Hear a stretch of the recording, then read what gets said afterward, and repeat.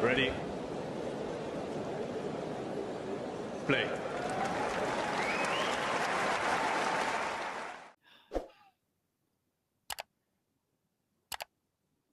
First serve delivered. Backhand in play from Keys. She's going to have a time on the forehand. Backhand Sabalenka right at Keys. She's going to have time inside. She's got a winner! Madison Keys is the Australian Open champion of 2024. With a winner! With a flat winner like that. That is, Sabalenka is furious. She's shouting at her team. But oh my word, Madison Keys wins the title in style with an inside-out forehand winner. Cool under pressure. She's beaten the world number 2. She's beaten the world number 1. And at this moment, at this time, Madison Keys is the best player in the world. What a moment, John. She's in tears. Sabalenka smashing rackets. I am so happy I did this final with you. Honestly, the emotions for me are similar, but maybe even more heightened than they were 2 years ago when Arena got over that line. Arena got over the line 2 years ago, and I wasn't sure that she'd ever get over the line, if I'm honest. But once she got over that line, of course, the floodgates have opened. Now, regarding Madison Keys, I'm not quite so sure the floodgates have opened, but thank goodness Madison Keys did not go her career without winning a Grand Slam title. Thank goodness we've got that. And as somebody mentioned in the live chat not long ago, I think it was Matthew, just saying her temperament throughout this final, as we see obviously a disconsolate Arena Sabalenka. Let's go back to Madison Keys, absolutely. The temperament that Madison has shown, unbelievable under pressure, unbelievable saving match points against Iga Swiatek, and the nervy tiebreak. Unbelievable 3-set win over Alina Svitolina. Unbelievable 3-set win over Elena Rybakina. Just listen to some of these names: Danielle Collins, Elena Rybakina, Alina Svitolina, Iga Swiatek, and now Arina Sabalenka. My goodness me. That is like a who's who of 2024, 2025 Grand Slam tennis. And she has beaten them all. She has been the better player. She's had it on her racket. And to win that title in the manner that she did, having had a rough second set, and win it with a forehand cross-court winner, honestly, I'm glad that she's finding all the emotions, both tears and giggles and joy. And she deserves it. You know what? I got so excited that I said the wrong year. I think I said. Well, I was like, "Who's who of 2024?" It's still what year did you say? Did you say when I was doing the commentary and like doing that moment? I think I said 2024 Australian Open instead of 2025. Well, at least you only. If you'd have said like 2018, I'd have been a bit more concerned. If we were in the year 2018, I've got a little bit of bad news in terms of the years that are coming up. But anyway, 2025 is certainly a good year for Madison Keys. And you know what? I'm just looking back at her history, and I've been seeing a little bit of this going around social media.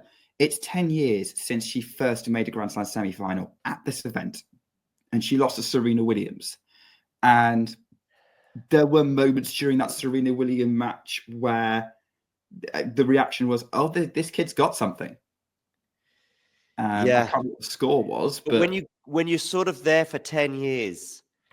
And you make a slam final, and as you mentioned, that slam final against Sloane Stephens, really, she was never in it and didn't show up. And then, of course, you have semi-finals. I mean, her resume going into this final was mightily impressive in terms of deep runs. I think there's quarterfinals or better at all of the slams. And in fact, she's made the quarterfinals at Wimbledon twice. And by the way, Wikipedia's already updated it to have a W beside her name for the Australian Open. But yeah, semi-finals and quarterfinals and finals galore. And now, whatever happens for the rest of Madison Keys' career, she is a Grand Slam title winner. And I don't know the exact percentages, but in terms of professional tennis players, you're probably in the top 0.1% of people to have played the game, or maybe even higher than that, if you know what I mean. There's just so few people that win one. And it was projected for her from such a young age. I mean, she was 18 when she made that semi-final against Serena and lost 7-6, 6-2. but like that first set was really, really close. There's this always like this sense that this girl's got so much talent, it'd be a shame if she doesn't win a Grand Slam. I think the fact that she's won it in this way, you cannot, if this is her only Grand Slam, then you can't say it was a fluke, because for this moment she played tennis better than anyone. I am very excited. If this is the level she's bringing in 2025, watch out the rest of the tennis world, because I think Madison Keys is now in the conversation for every single Grand Slam right now. There was a thing that crossed my mind, and I wanted to say this just kind of as the set was closing down. I didn't get the opportunity, but when Keys beat Swiatek, there was something in the back of my mind that was like, this is kind of like when Marat Safin beat Roger Federer in that 2005 Australian Open semi-final that was super close and ended up being one of the matches of that year. But he didn't win the final, right? Safin? No, he did. He did he? And that's interesting. And I think actually more people remember that semi-final than the final. Got it. Even though with her, I mean, my goodness me, winning 7-5 in the third and 7-6 against the two best players in the world. And I mean, two of the best players to pick up a racket. I don't think I'm getting too carried away. I think when Arina Sabalenka and Iga Swiatek's careers come to a close, they'll be in the probably top 10, top 15 Grand Slam tallies, if you like. I don't know where they rank right now, but they're probably in the top 20, top 25. I mean, to win multiple Grand Slams, to win more than three, to win three or more, as Arena is on right now, you're in the upper echelons of the Grand Slam and women's tennis. You are in my opinion, you are an all-time great of the game if you win 3 Grand Slams.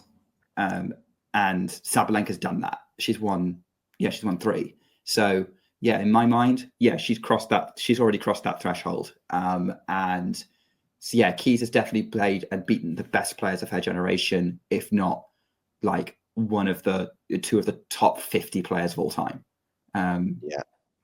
Easily. So yeah, really, really good.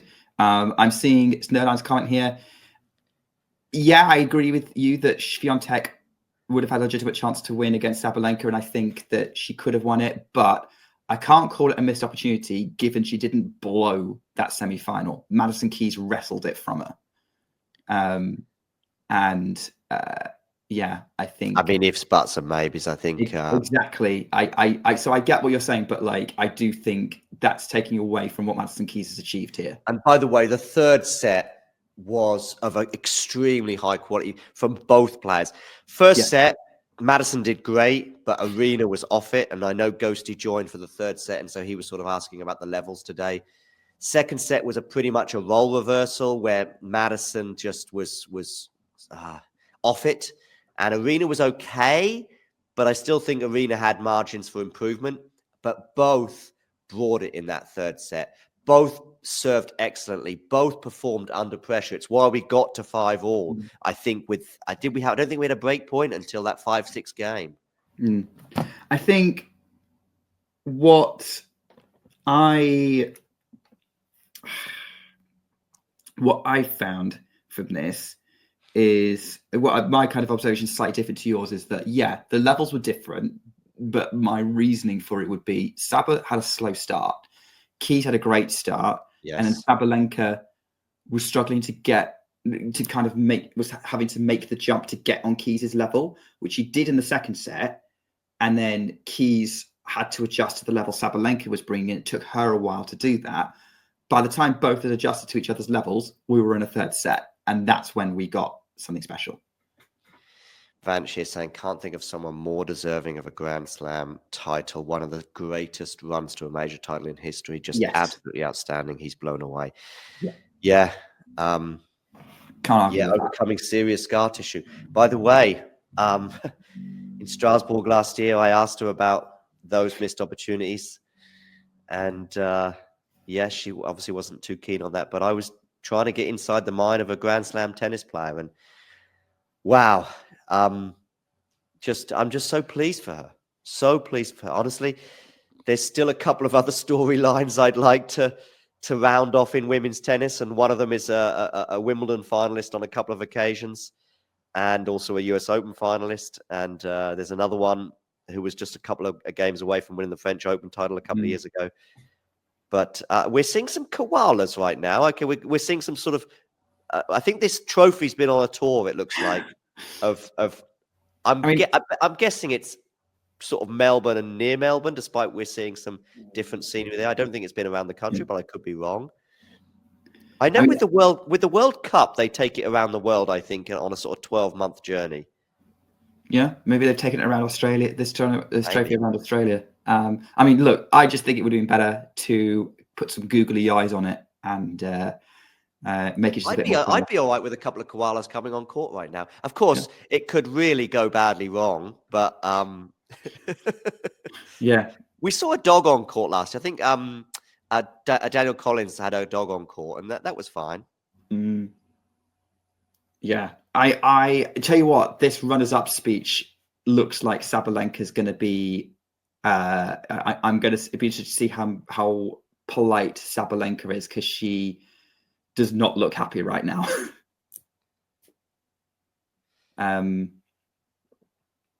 Thanks for the stats, Ghosty, because I was about to look at Matthew's comment about first serve stats, and 63% first serves for Sabalenka is actually not bad. Yeah. And I don't know what it would be compared to the rest of the tournament, but I don't even just the context of the match. 63% first serves is all right. Yeah, it's fine. 63% first serves in. Yeah, as I say, I was a little concerned about the quality in those first two sets, but the third set, yeah, wow, and in the context of everything, and I think we all got our predictions wrong, and I'm more than happy to say that. I went for 2 tight sets for Arena. I think various other people went for Arena in 3. What was your prediction? I can't remember. I didn't predict sets. Okay. I said Sabalenka because I just had doubts about Keys's gas tank. When I ask for those predictions, sometimes I'm fine with that. I'm leaning Arena. I'm going for Arena in straights. I'm 60-40 for that's all I need is some sort of suggestion. But Fergus, bless him, went in for a game by game detail. He was way off. Yeah, he was. Yeah, but it was unlikely that he was going to be on either way. But anyway, someone who was on today, of course, was Madison Keys, and these speeches from both players. Listen, Arena was frustrated at the end. I think that she can have little to complain about in terms of her level in the third set. But yes, it took a while for her to get into this Grand Slam final, and Madison didn't need any second invitation in that first set, at least, and that put her in the position to ultimately win the title in 3. Absolutely. I think that's that third set, given what Madison Keys, not even taking a break after that set, given what she was, and physically as well. Think about how she would have been normally beat. And we will see the strapping on the leg, although I don't think she was too compromised. But you would think physically, given all those 3-set battles, and especially that semi-final against Iga, and yet she was fine. I think she could have gone another hour. So had we got that Swiatek Sabalenka final, it would have been the first 1 versus 2 Grand Slam final since the Australian Open 2018, 7 years ago. This is we didn't get that. What we did get was the first player in 7 years to win the Australian Open, having played Auckland as a warm-up, which Madison Keys did. Probably also the first Australian Open champion for a long time, to play the tournament the week before and win it. I can't remember the last time that happened. What's this? What's this sort of Twitter thing going down I'm seeing with Jose Morgado and Taylor Fritz? I don't know. I haven't been on Twitter for. It's only the last 5 minutes, but I don't quite get it. I'm not quite sure what it's about. I'm just going to put subtitles on. But anyway, we'll check that out some of the time. Let's get back to Madison Keys, and Sabalenka is talking now. Deserved, yeah. Enjoy the celebration, which is obviously a fun part, and she knows only too well.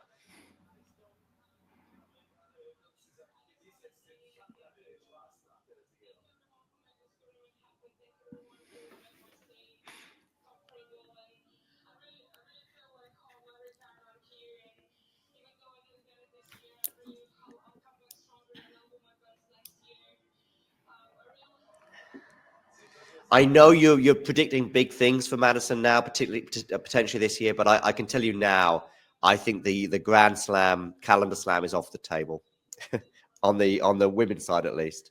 Yeah, no, I was not going to go for that. I mean, I was never predicting it anyway, but there's one player on the tour right now, and it is Aryna Sabalenka, who is there or thereabouts at the four. The French is obviously the furthest away from me in many respects, although I know she's not been in a Wimbledon semi-final for a couple of years, but of course that was because she was injured last year.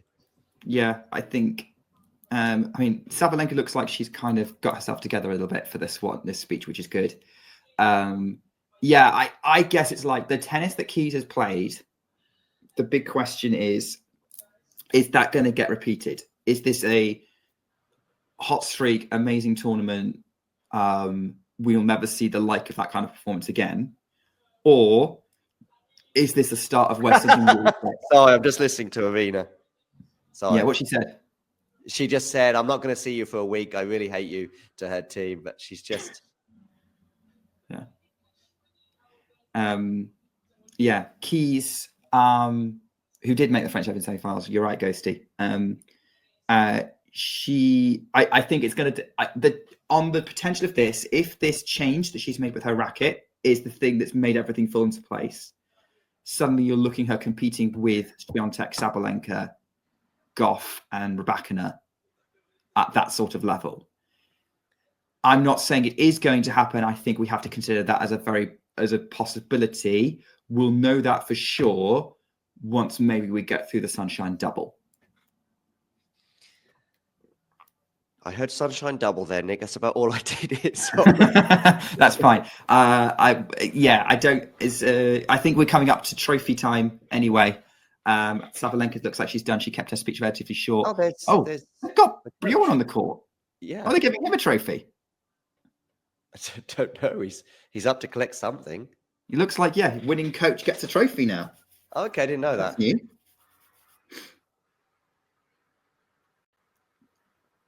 They've got to make extra space in the cupboard for the silverware. So here we go. 2025. I'm going to get this one right. 2025 Australian Open champion. Good thing I didn't say the US Open champion. That would complete the wrong Grand Slam. You got the right year, the wrong slam. You got the wrong year, the right slam. We'll get both right in a minute. Australian Open champion is about to receive her trophy. I thought it was a possibility before this tournament. I had her in my list of honorable mentions in my power ranking. If you watch back the WTA Weekly from before that, but I thought that it wasn't super likely. Well, I guess she's just proved everyone wrong, because Madison Keys is going to be lifting the Australian Open trophy. Yvonne Goolagong hands it to her, and she looks absolutely overjoyed. Yeah. What a moment. There we go. That's going to be plastered everywhere. What a story. Indeed.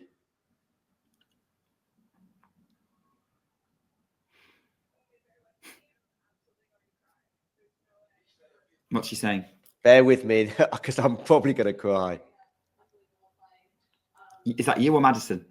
Oh, well, we're both a bit emotional, but she's just even a bit more emotional than me. You're always so tough to play. We always have the craziest matches. So congratulations to you and your team for another amazing Grand Slam run.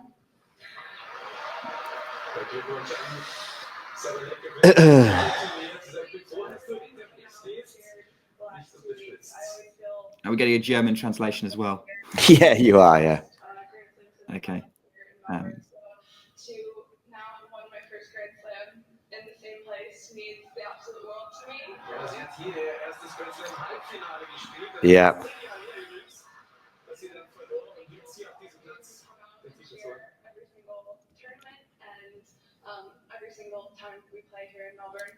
Thanks to all the sponsors, all the ball kids, Craig, Wayne, all the WTA staff, the physios that hold us together with tape. Thanks to the physios who hold us together with tape.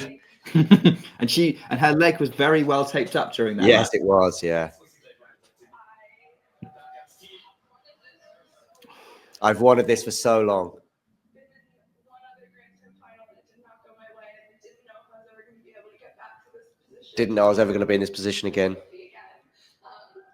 my team believed in me every step of the way. So thank you so much.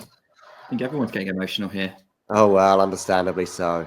Sie wusste im Prinzip, dass nochmal die Chance bekäme, in einem Finale des Grand Slam Turniers zu stehen, mit 2017 hat sie verloren. Helped me every step of the way. Last year was so tough with some really bad injuries, and I didn't know if I was going to be able to do it again. And to be here and have this trophy, and also be able to do it with my husband, who was kind of dazed and confused over there. I love you all so much, and I cannot wait for more. And Der wird jetzt gerade gezeigt, wo ist. What's going on with all the pointing? Don't know.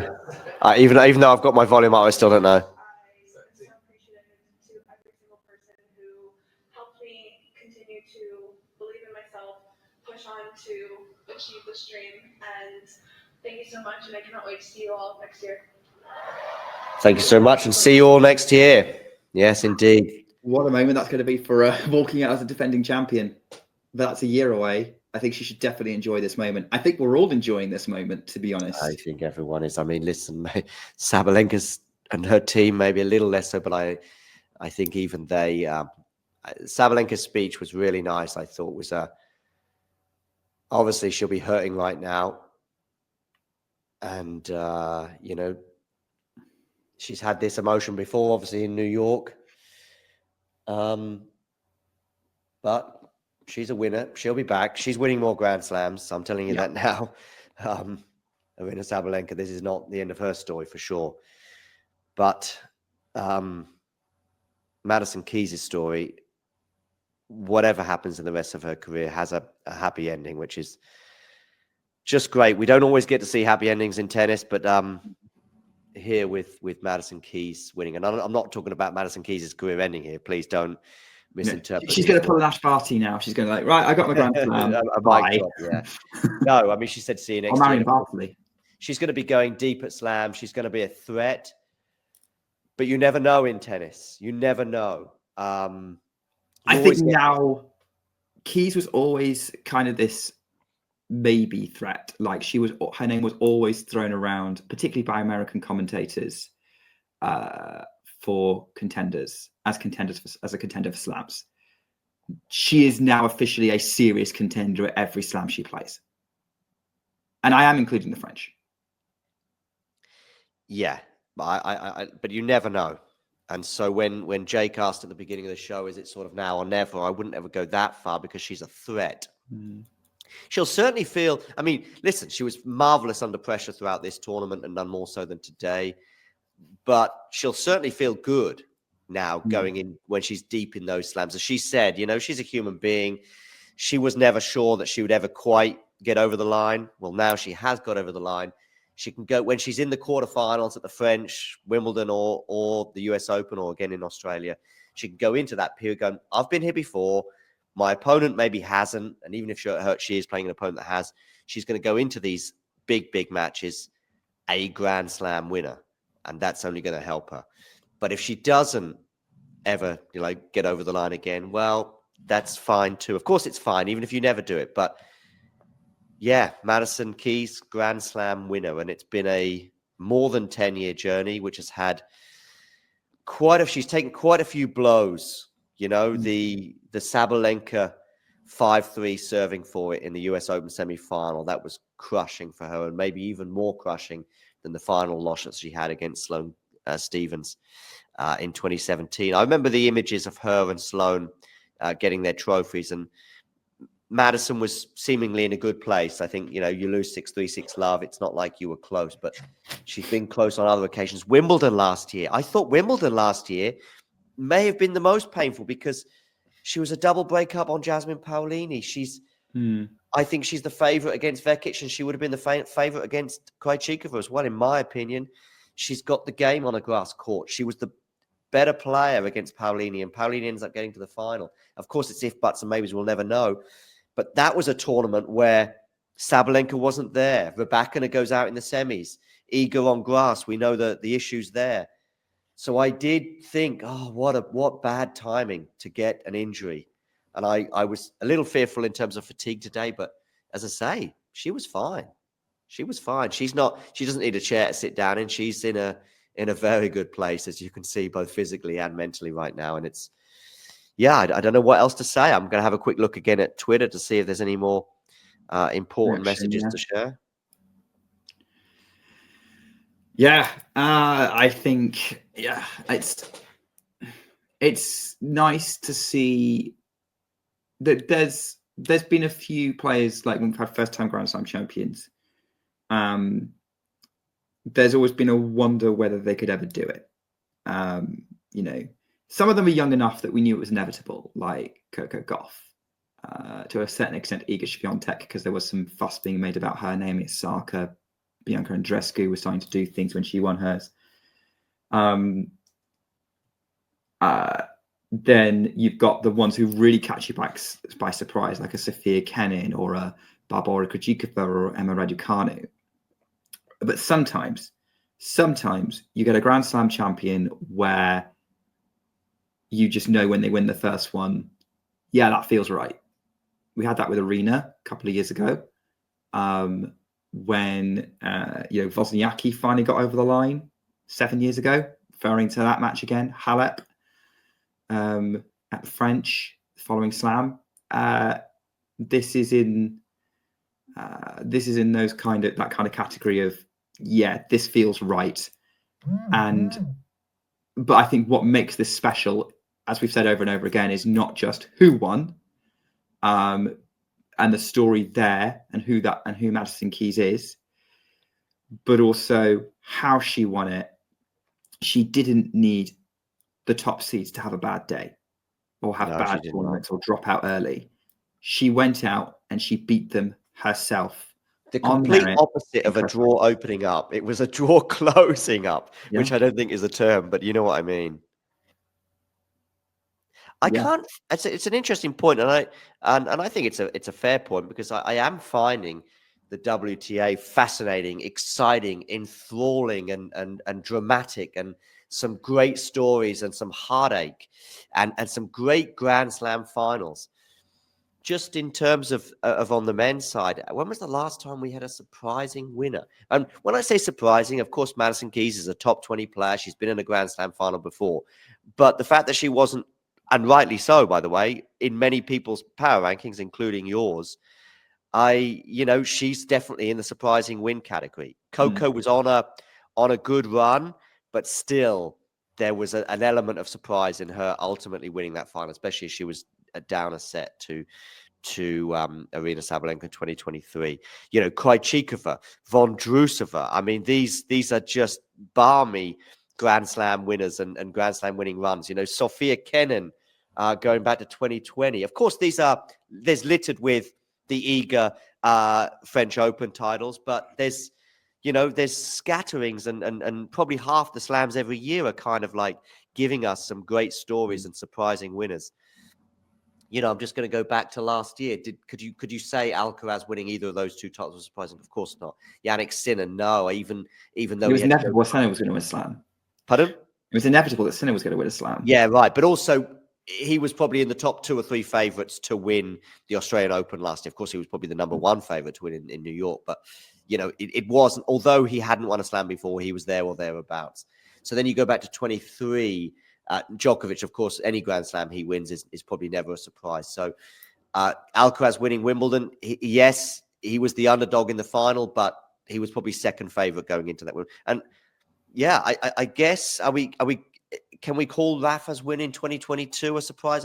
I certainly was surprised that he won it, particularly in the manner he did. Has there been a sort of dramatic? Yes, we had a dramatic Wimbledon final, but as I say, Alcaraz winning. I can't think of many in the last 3 years that have been that surprising. No, not in the last 3 years. I think the last genuine surprise Slam champion, Marin Cilic. Wow, that's a long time ago. 2014. I guess for this though, it's different because again, Madison Keys is not the biggest surprise you could have had winning a Slam. It wasn't like Krejcikova when she won it or Vondrousova. Although I do say that Vondrousova, it was a surprise which Slam she won. I do think that I wasn't surprised that she won one. Yeah, but she wasn't. Listen, 2 weeks ago. But like 2 weeks before, she wasn't like she was barely playing and whatnot. Like, yeah, she'd been barely playing and whatnot. But anyway, but I speaking about Madison Keys 2 weeks ago. Yeah, it wasn't seen as that likely. Like, wasn't seriously being talked about. And I guess then what we're going to end up in, I'm predicting this is how it's going to go down on Twitter, is this is now going to go into a whole argument over whether this is down to the depth of talent of the field that we get these stories coming through, or the quote weakness of the players who are at the top who let these opportunities slip by and don't dominate. I would say that given what Madison Keys showed this last couple of weeks, it's the former, not the latter. Especially given how well Iga played in the semi and how well Arena played once she got going in this match. Yeah. I mean, actually, for Arena, I was thinking about this, like, if she was to look back and go, what went wrong, other than Keys playing really, really well, the only thing that she could have said that really she could have controlled was how she started the match. Yeah, it's a slow start. Yeah. The slow start ultimately set her on this path. Yep. But she could still have rescued it. She nearly did, of course, but it was the slow start. It was, it was, even though she went up that break at around about 2-1 in the second set. I think it was Madison's second service game when Sabalenka broke her. The tennis wasn't there really from Arena until either, you could say, halfway through that second set, or for me, probably not even until the third set. The unforced error count was too high, but it went right down. I mean, I don't know what it ended up at, but I know Ghosty when he said it was 31 all, and I think that was at around about 6-5. I'm just seeing that forehand winner again. I mean, it's so nice because, yeah, that's less than a 50-50 for me. That forehand winner on championship point, probably 6 times out of 10 that goes in the net, and then you're at deuce, and then you're probably looking at a third set tiebreaker. And yeah, I would have made Arena favorite going into that tiebreaker, especially if she had to save two championship points en route. So, especially how nip and tuck it had been, right? You would have thought Arena, with her experience, I was leaning Arena throughout to varying degrees, even though she was serving second, because of the pedigree, because of she's been here before, because of the history that both players have, both recent and decade long in the situation with Madison. Just everything was just it was never closer than, it was never more than, I was never leaning at Madison Keys at any point in that third set. I was sort of 55-45 for Arena. I was 60-40, even though she was behind on the scoreboard throughout. And yeah, but Sam, I'm fine, and I think people get confused with making a prediction and what we want to happen. People, I can make a prediction that says, Alcaraz is winning the French Open, or Aryna Sabalenka is winning, or Iga Swiatek winning. That's a prediction. That's me going, I think this will happen. Do I want it to happen? I predict Manchester United to not win the league most years, and that's understandable. Do I want that to happen? Of course I don't. I want Man United to win the league every year. Am I going to predict that we're going to win the league from 13th in the table? No, we're not. Even though it's still mathematically possible. Does that mean I'm down on my team? Well, yeah, it probably does. But anyway, Who's this? Oh, Belinda Bencic's on my TV for some reason. Yeah. Yeah. But anyway, back to the real stuff. I found this stat. Go on. I've gone on the Australian Open website. This is the source. The match ended. Madison Keys, 33 unforced errors. Arina Sabalenka, 31.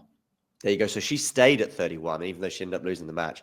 But that's the reason why that's not a remarkable stat until you know that I think it was 25 for Arena. So I think, if I'm right, and the stats were right at the end of that second set, she only made 6 unforced errors in 12 games.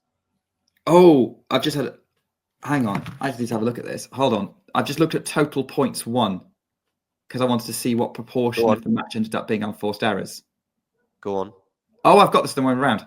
Sorry, it's 30. It's 33 Sabalenka, 31 Keys. It's the other way around. So 8 unforced errors in that third set. I mean, that's as good as you're going to get for a player as aggressive as Arina Sabalenka as well.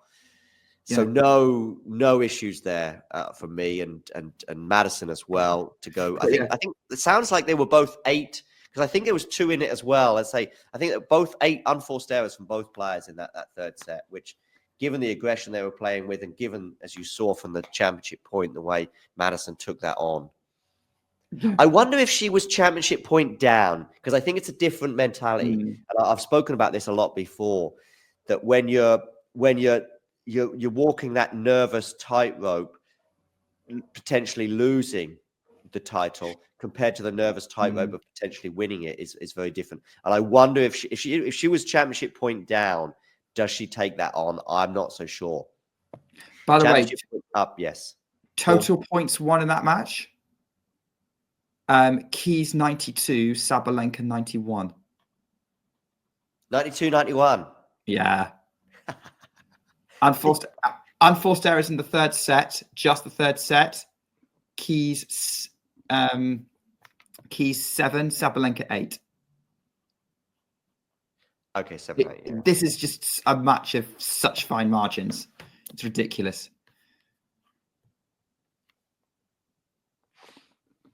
So 123 points, 1, 2, 3. Yeah, that's which means that, of course, looking at this, 34.9 if you round up, 35% of the points in this match ended in an unforced error, which is actually pretty high, according to Infosys, who do the Australian Open stats. So, of course, we do have WTA Weekly still to come. What time? For me, I'm pretty much free all afternoon, Nick. But for me, sort of earlier the better. Not Same. like a me. Okay, good. So if it's 11:30 for you right now, or almost 11:30, how does 1 o'clock sound? Or is that too early?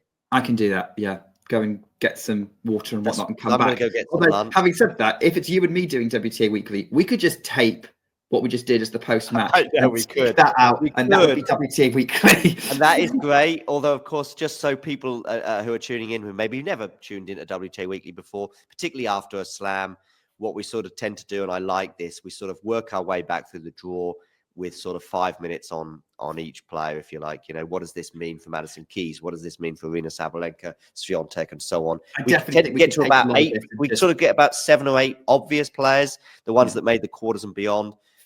If there was a shocking first round loss, for example, if we did one post French Open, ladies and gentlemen, and Iga Swiatek went out in the first round, I think we would still dedicate at least 5 minutes to Iga, because that would be arguably the biggest story of the French Open, no matter who went on to win it. I've got a terrible notes I've been making so far, so let's start again. But yeah, I mean, to be honest, we're going to end up repeating ourselves when talking about Keys. Let's be honest, but we'll try. I know we went a bit. We did go quite a bit big picture with her, but I'm sure we'll try and go even bigger picture. And I think it's a nice. For me, it's 50-50. Well, I won't want to go into too much detail because I'll probably keep my powder dry. But I'm just going to sort of leave this out there.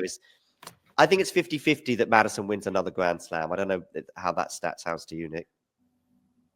I think I'd agree with that. I think she's got a better chance of winning another Grand Slam than most other Grand Slam champions in the draw, with the exception of some people we've already mentioned. She's a threat everywhere. The thing is, by the way, in a way, it's gone up for her. If she'd lost today, and you'd have pushed me and said, John, is she ever winning a Grand Slam?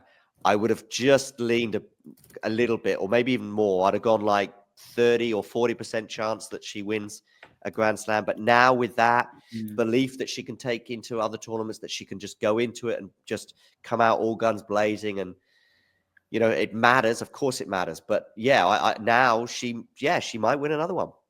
And she's a threat. She's a threat at every slam. It's not like, you know, even Iga right now, there's some people would say that she's not a threat at Wimbledon. I think that one day she will be, but she's yet to make a semis there. Whereas, you know, Madison, okay, she's only ever made a quarters there, but you know, her grass court game is really, really good. And Madison Keys right now, if it was tomorrow on a grass court, Madison Keys against Iga Swiatek, I would make her favorite. Just seeing Arena Sabalenka backstage now in the gym.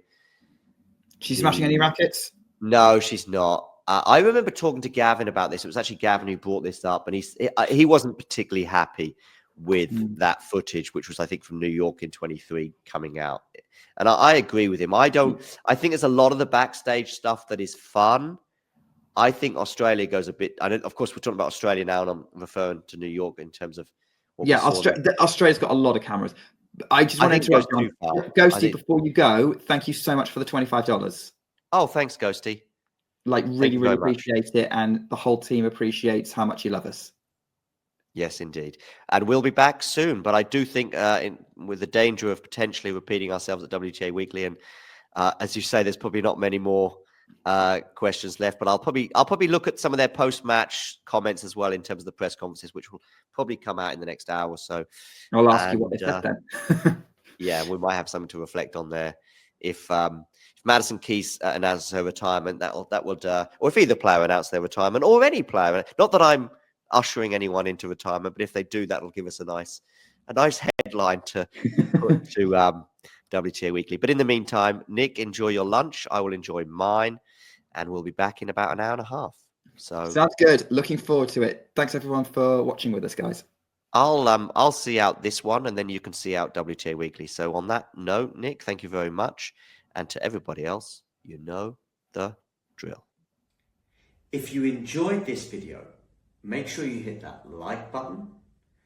Don't forget to subscribe and click that notification bell so you don't miss out on all things tennis.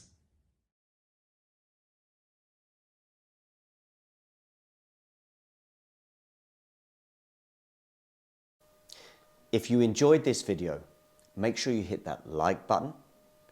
Don't forget to subscribe and click that notification bell so you don't miss out on all things tennis.